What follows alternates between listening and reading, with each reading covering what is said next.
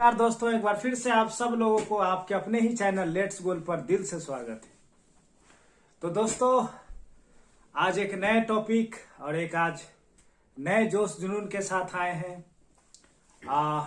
GK का part लेकर आए हैं जो सीटेट पेपर 2 के लिए।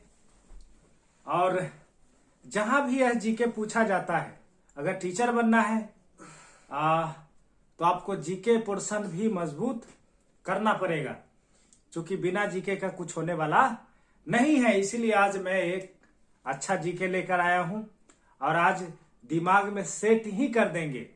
और इस टॉपिक से अगर सिकंदर महान से अगर सवाल पूछे जाएंगे या आपको पारसी धर्म से पूछे जाएंगे या शैव धर्म से पूछे जाएंगे, तो आप सवाल नहीं छोड़िएगा। जो पूछा जाएगा उसी का मैं आपको निचोड़ बताऊंगा और आलतू फालतू का बात नहीं करना है।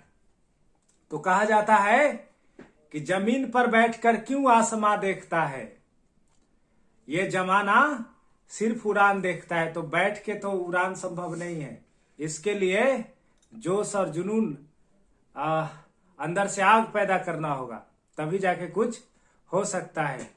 तो जमीन पर बैठकर आसमां नहीं देखना है।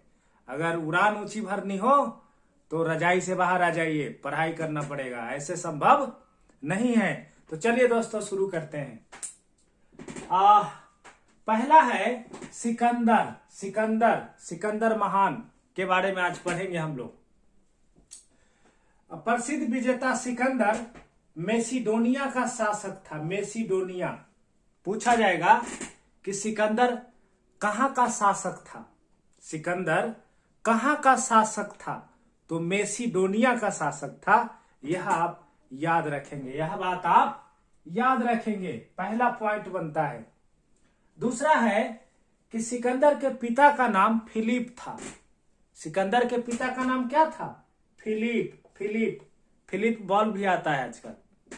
तो वही सिकंदर के पिता का नाम क्या था? तो फिलिप था। और सिकंदर के गुरु का क्या नाम था? तो अरस्तु। कई बार यही सीटेट पेपर 2 में स्टेट में पूछा जा चुका है, इसीलिए इस बात को आप लोग ध्यान रखेंगे कि इनके पिता का नाम, यानी सिकंदर के पिता का नाम, सिकंदर के बाप का नाम क्या था? तो फिलिप था। सिकंदर के गुरुजी का क्या नाम था? तो गुरुजी का नाम था अरस्तु। अरस्तु गुरुजी थे किनका? सिकंदर का।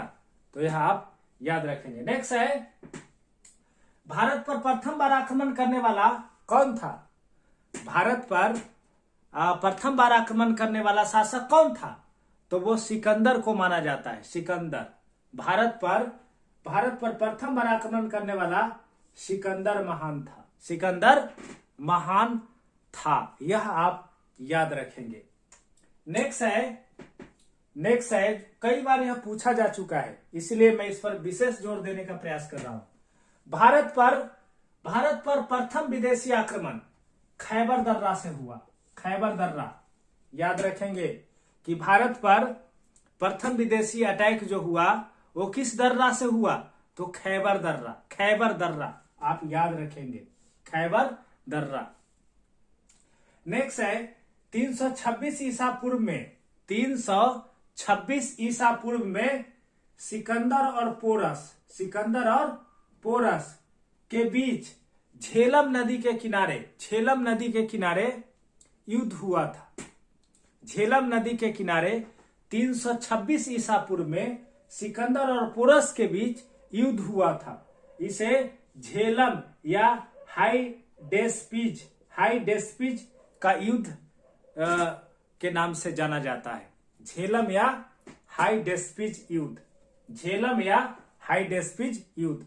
पूछा जाएगा कि झेलम का युद्ध किन दो शासकों के बीच हुआ? तो सिकंदर और पोरस के बीच हुआ था। झेलम का युद्ध या हाइडेस्पिज का युद्ध किन दो शासकों के बीच हुआ? तो सिकंदर और पोरस के बीच हुआ। कब हुआ? तो 326 ईसा पूर्व में। यह आप याद रखेंगे, 326 ईसा पूर्व में सिकंदर और पोरस के बीच झेलम का युद्ध या हाइडेस्पिज का युद्ध हुआ था। तो इस बात को आप लोग याद रखेंगे। नेक्स्ट चलते हैं। नंद शासक के समय देखिए एक और सवाल पूछता है कि सिकंदर ने जब भारत पर आक्रमण किया, सिकंदर ने जब भारत पर अटैक किया, उस समय भारत का शासक कौन था? तो नंद, नंद का शासक था, या नंद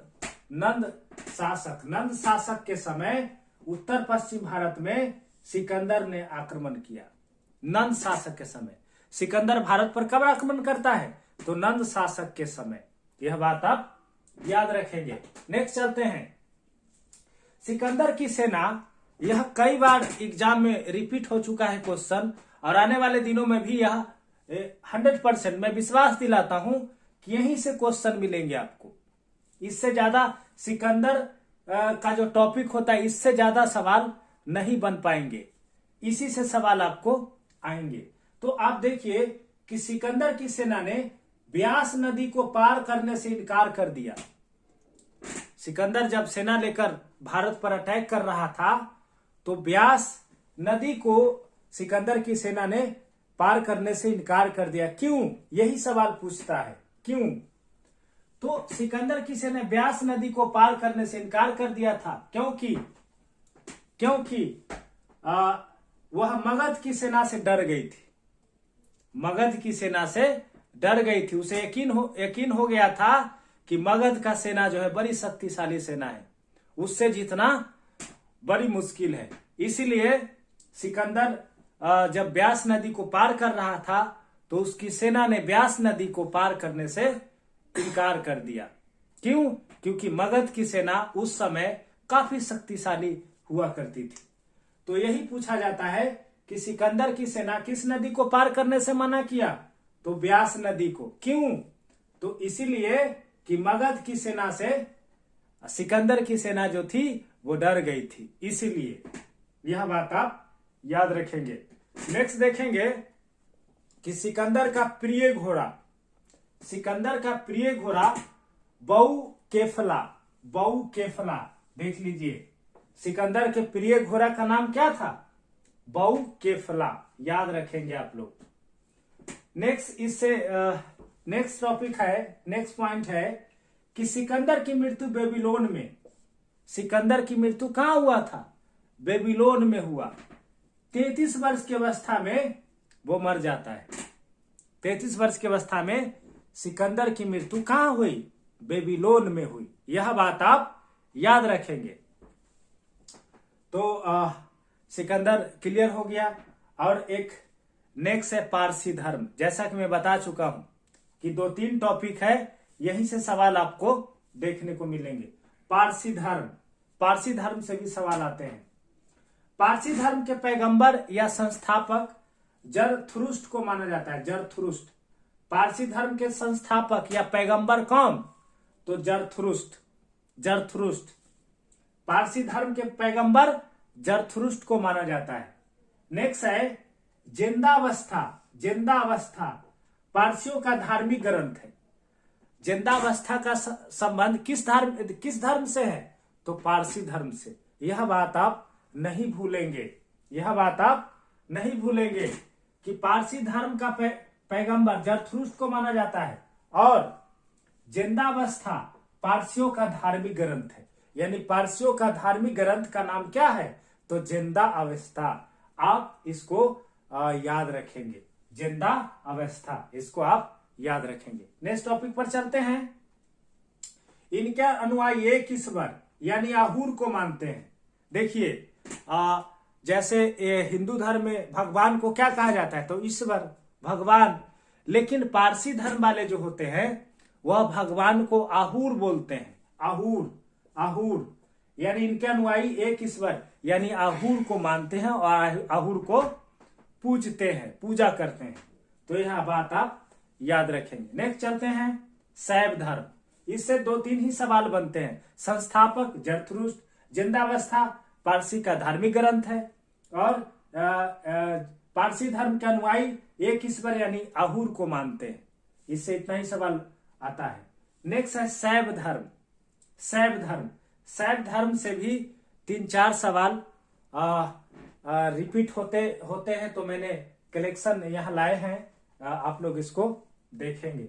नैनार शैव धर्म से संबंधित है। नैनार का संबंध किस संप्रदाय से है? तो शैव संप्रदाय से। नैनार का संबंध शैव संप्रदाय से। यही पूछेगा कि नैनार का संबंध किस संप्रदाय से है, तो आप याद रखेंगे कि नैनार का संबंध शैव संप्रदाय से है। यह बात आप याद रखेंगे। नेक्स्ट है, ऋग्वेद में शिव को रुद्र नामक देवता का उल्लेख मिलता है। यानी ऋग्वेद में शिव के लिए रुद्र नामक देवता का उल्लेख मिलता है। तो आप इसे भी याद रखेंगे कि ऋग्वेद में शिव को क्या कहा गया है, तो रुद्र नामक देवता के रूप में उनका उल्लेख मिलता है। तो यह बात आप याद रखेंगे। नेक्स्ट है अथर्ववेद। अथर्ववेद में शिव को भाव, सर्व, पशुपति, भूपति कहा गया है। यह सवाल कई बार सीटेट पेपर 2 में पूछा जा चुका है। यह सवाल सीटेट पेपर 2 में स्टेट में कई बार पूछा जा चुका है कि अथर्ववेद में शिव को और क्या नाम दिया गया है। तो चारों नाम आप याद रखेंगे। शिव को भाव बोला जाता था अथर्ववेद में, शिव को भाव बोला जाता था, सर्व बोला जाता था, पशुपति बोला जाता था, भूपति बोला जाता था। यह बात आप याद रखेंगे। नेक्स्ट है, लिंग पूजा का पहला स्पष्ट वर्णन मत्स्य पुराण में मिलता है। लिंग पूजा, जैसे अभी लिंग का काफी पूजा होता है, भगवान शिव से संबंधित है। लिंग पूजा का पहला स्पष्ट वर्णन मत्स्य पुराण में मिलता है। आप बस इतना ही याद रखेंगे कि लिंग पूजा का पहला स्पष्ट वर्णन किस पुराण में मिलता है, तो मत्स्य पुराण में मिलता है। तो मत्स्य पुराण में मिलता है। यह बात आप याद रखेंगे। नेक्स्ट है, पशुपति संप्रदाय के संस्थापक लकुलिश को माना जाता है। सीधे पूछेगा सवाल कि पशुपत संप्रदाय के संस्थापक कौन थे, तो लकुलिश को माना जाता है। तो एक बार फिर से इसको रिकॉल करते हैं ताकि पूरा याद हो जाए आपको। बीच में थोड़ा सा लगेगा कि क्या, लेकिन नहीं, इसको याद करना होगा ना। अभी ये याद करा देते हैं। सिकंदर मेसिडोनिया का शासक था। सिकंदर के पिता का नाम फिलिप था और गुरु का नाम अरस्तु। याद हो गया। नेक्स्ट, भारत पर प्रथम आक्रमण करने वाला कौन था, तो सिकंदर महान। भारत पर प्रथम बार आक्रमण करने वाला कौन था, तो सिकंदर महान। यह बात आप याद रखेंगे। और आक्रमण कहता है, नेक्स्ट है, भारत पर प्रथम विदेशी आक्रमण किस दर्रा से हुआ, तो खैबर दर्रा से। कौन सा दर्रा से, खैबर दर्रा से हुआ। यह बात आप याद रखेंगे। नेक्स्ट है, 326 ईसा पूर्व में सिकंदर और पोरस के बीच युद्ध हुआ। वह युद्ध झेलम नदी के किनारे हुआ है, इसलिए इसे झेलम युद्ध के नाम से भी जाना जाता है, या हाइडेस्पिज युद्ध के नाम से भी जाना जाता है। पूछा जाएगा कि झेलम का युद्ध कब हुआ, तो 326 ईसा पूर्व में। किसके बीच हुआ, तो सिकंदर और पोरस के बीच हुआ। कहाँ हुआ, तो झेलम नदी के किनारे हुआ, या हाइडेस्पिज युद्ध के नाम से भी इसे जाना जाता है। यह बात आप याद रखेंगे। नेक्स्ट है, सिकंदर की सेना ने ब्यास नदी को पार करने से इनकार कर दिया था। किस नदी को पार करने से, ब्यास नदी को पार करने से। क्यों, क्योंकि सिकंदर की सेना जो थी मगध की सेना से बिल्कुल डर गई थी, इसलिए वह ब्यास नदी को पार करने से मना कर दिया। तो यह बात आप याद रखेंगे। मगध की सेना से डर गई थी। और सिकंदर के प्रिय घोड़ा का नाम था बहु केफला। सिकंदर का प्रिय घोड़ा था। नेक्स्ट है, सिकंदर का मृत्यु बेबीलोन में हो जाता है। सिकंदर की मृत्यु कहाँ हुई थी, बेबीलोन के। मात्र 33 वर्ष की अवस्था में सिकंदर मर जाता है। नेक्स्ट है, पारसी धर्म बहुत इंपॉर्टेंट है। पारसी धर्म के पैगंबर जरथुरुस्ट को माना जाता है। जरथुरुस्ट याद रखेंगे। और जिंदावस्था पारसियों का धार्मिक ग्रंथ है। जिंदावस्था जो है पारसियों का धार्मिक ग्रंथ है, यह बात आप याद रखेंगे।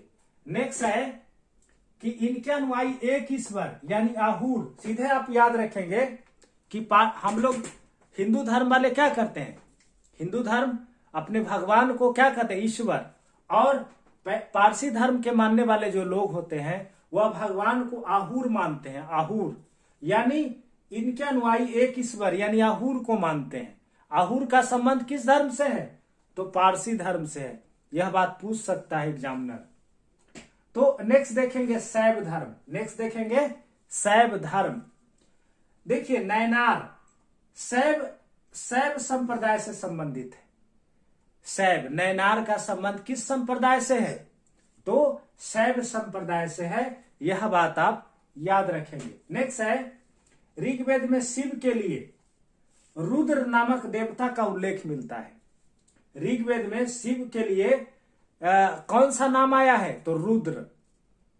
याद रखेंगे ऋग्वेद में शिव के लिए रुद्र नामक देवता का उल्लेख मिलता है, तो बात आप याद रखेंगे। नेक्स्ट है अथर्ववेद में शिव को क्या क्या नाम दिया गया, कई बार रिपीट हुआ यह क्वेश्चन। अथर्ववेद में शिव को भव कहा जाता था, सर्व कहा जाता था, पशुपति के नाम से जाना जाता था और भूपति के नाम से भी जाना जाता था, तो यह बात आप याद रखेंगे। नेक्स्ट है लिंग पूजा का पहला स्पष्ट वर्णन मत्स्य पुराण में मिलता है। मत्स्य पुराण में मिलता है, यह बात आप याद रखेंगे। नेक्स्ट है पशुपत संप्रदाय के संस्थापक लकुलिस को माना जाता है। पशुपत संप्रदाय के संस्थापक लकुलिस को माना जाता है।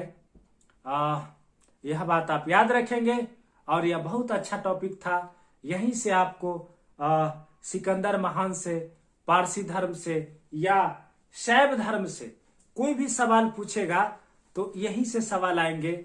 इसको आप, इस वीडियो को आप कई बार देखेंगे और अच्छा लगे तो सब्सक्राइब जरूर करवाइएगा। Thank you.